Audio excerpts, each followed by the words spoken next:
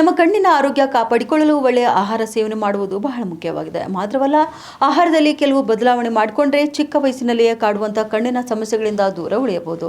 ಇನ್ನು ಜೀವಸತ್ವಗಳು, ಉತ್ಕರ್ಷಣ ನಿರೋಧಕಗಳು ಮತ್ತು ಖನಿಜಗಳಿಂದ ಸಮೃದ್ಧವಾಗಿರುವಂತಹ ಆಹಾರಗಳು ದೃಷ್ಟಿ ಸುಧಾರಿಸಲು ಸಹಾಯ ಮಾಡುತ್ತದೆ. ಹಾಗಾದ್ರೆ ಯಾವ ಆಹಾರ ನಮ್ಮ ಕಣ್ಣಿನ ಆರೋಗ್ಯಕ್ಕೆ ಒಳ್ಳೆಯದು ಎಂಬುದನ್ನು ತಿಳಿದುಕೊಳ್ಳೋಣ ಬನ್ನಿ. ಮೊದಲನೇದಾಗಿ ನೋಡಬೇಕಾದ್ರೆ ಕ್ಯಾರೆಟ್. ಹೌದು, ಕ್ಯಾರೆಟ್ ನಲ್ಲಿ ಹೆಚ್ಚಿನ ಮಟ್ಟದ ಬೀಟಾ ಕ್ಯಾರೋಟಿನ್ ಎಂಬ ಅಂಶವಿದ್ದು ಇದು ದೃಷ್ಟಿ ಹೆಚ್ಚಿಸುವಂತಹ ವಿಟಮಿನ್ ಎ ಒಂದು ರೂಪವಾಗಿದೆ.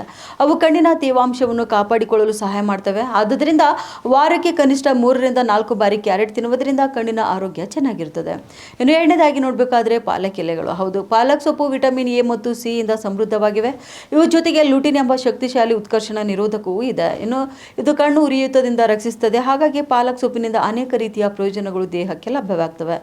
ಮೂರನೇದಾಗಿ ನೋಡಬೇಕಾದ್ರೆ ಟೊಮೆಟೊ. ಹೌದು, ಈ ತರಕಾರಿಯಲ್ಲಿರುವಂತಹ ಲೈಕೋಪಿನ್ ಎಂಬ ವಸ್ತುವು ಕಣ್ಣಿನ ಕೋಶಗಳನ್ನು ಹಾನಿಕಾರಕ ರಾಡಿಕಲ್ಸ್ಗಳಿಂದ ರಕ್ಷಿಸುತ್ತವೆ.